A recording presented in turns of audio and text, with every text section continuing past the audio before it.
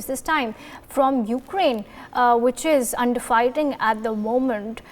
We are given to understand that shelling is reported in the Kharkiv city of Ukraine. Heavy shelling has been reported in Kharkiv, which is one of the cities under offense from the Russian forces. And those are, of course, several visuals that we are playing out on your screen. Kharkiv is the second most populous city in Ukraine, remember viewers. Colonel Shivdan Singh on the phone line with us. Colonel Singh, offensive continues, especially in the city of Kharkiv, which is the second most populous city in Ukraine. It is under heavy shelling by the Russian forces. Your views on the tactical significance of this from the Russian and also the Ukrainian point of view? You see, I will say that Ukraine president is still finding ifs and buts in the peace talks. Now the situation has come where he should accept the Russian lay-down conditions, and he should straightway surrender and save his nation.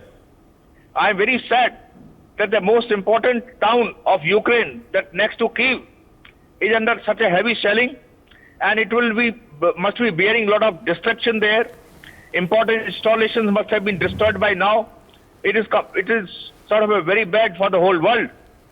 So my honest and my sincere advice to the president of Ukraine is that he should, without any ifs and buts, he should accept Russian demands and should surrender and resort to the peace conditions there. Colonel Singh, there are also reports coming out of a possible Joe Biden visit to Europe. What could that mean for the Ukrainian war and the peace prospects? You see, after the Ukraine war had started, the sort of a faith on US is decreasing, because earlier in the Ukraine crisis, before the Ukraine crisis could start, America was assuring everybody that he will helping Ukraine in all conditions, but he has not come to this expectations of the world.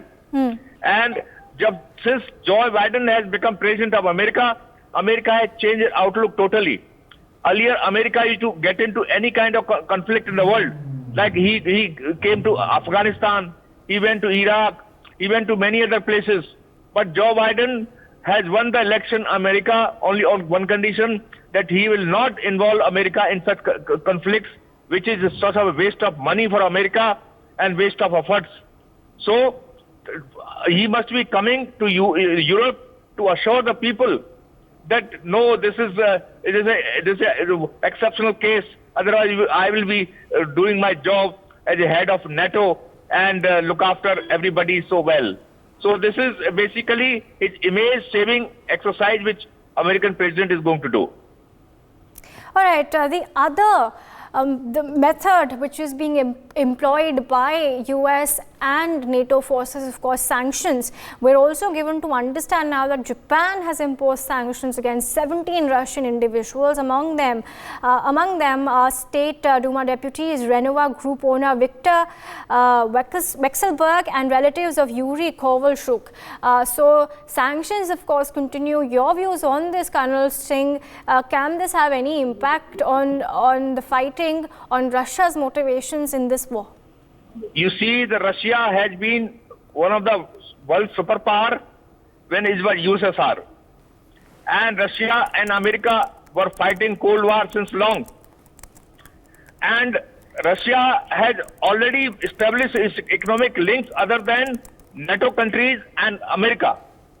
Russia has got very close economic ties with China. India is still with Russia for economic purposes, and many other countries are having still.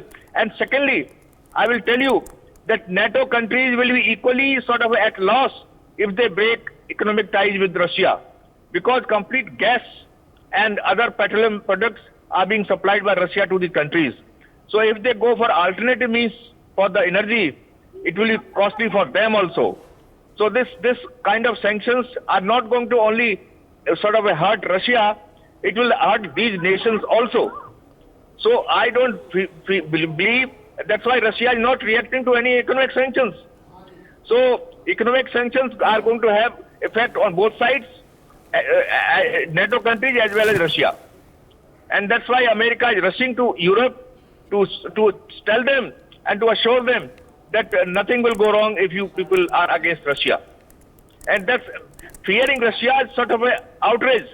That's why NATO countries have not stood up with Ukraine. So Russia is still having power, and that has been recognized by all the NATO countries and America himself. Colonel Singh, before we let you go, talks are to resume around 5th round of talks between Ukraine and Russia. Is it looking hopeful as far as these talks are concerned?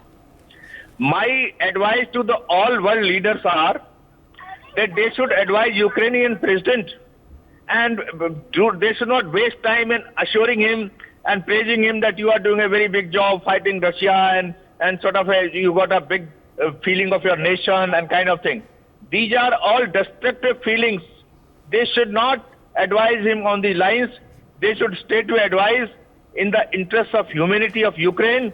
You should surrender and you should come to the peace talks and accept all conditions sort of as offered by Russia.